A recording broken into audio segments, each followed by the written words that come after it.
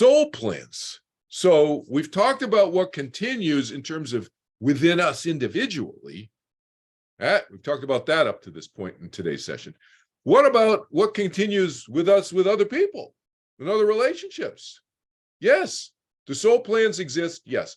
In previous sessions, I used to call it soul contracts. I don't like that phrase.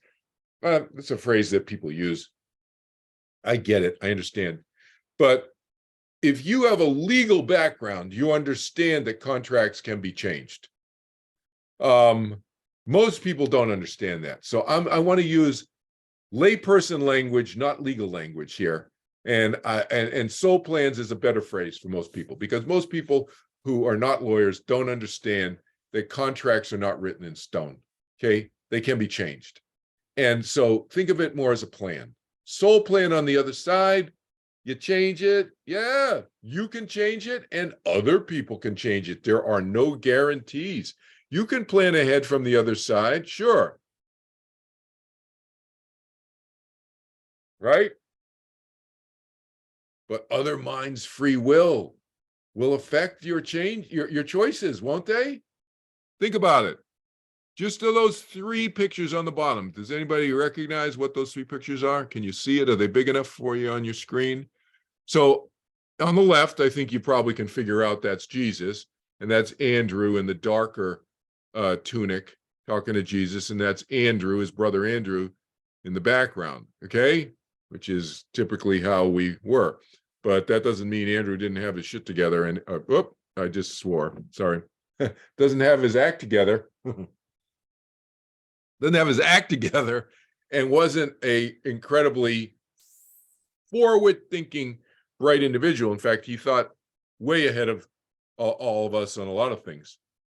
But there's that soul plan, right?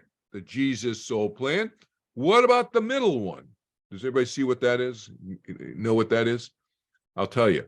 The middle picture there, that's John the Baptist with Herod, King Herod, and that's his wife, and that's his daughter, what's her name? Salome, all right?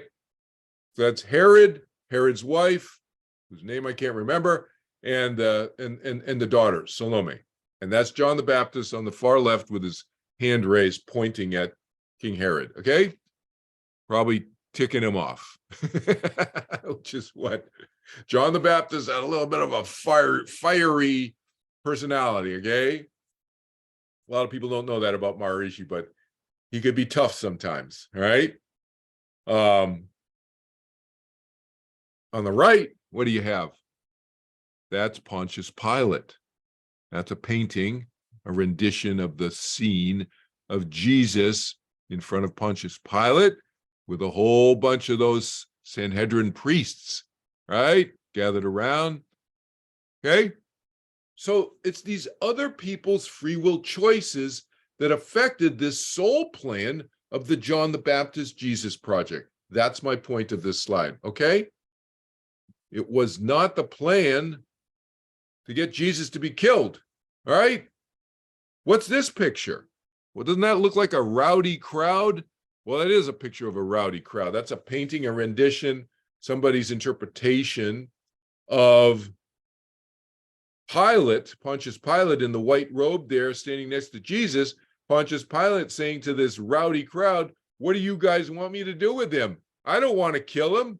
But it is your choice. This is not my choice. That's basically what Pilate was saying, right?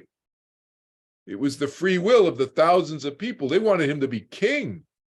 Jesus had no intention to be king. Jesus wanted to be a teacher, and he is a teacher. And that's how he's viewed himself for as long as I've known him.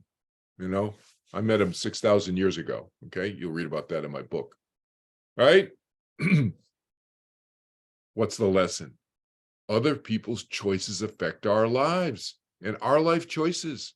That means our soul plans can get derailed just like the John the Baptist Jesus soul plan did, right? And if you don't believe me that plans can change, go watch the movie Home Alone. Right?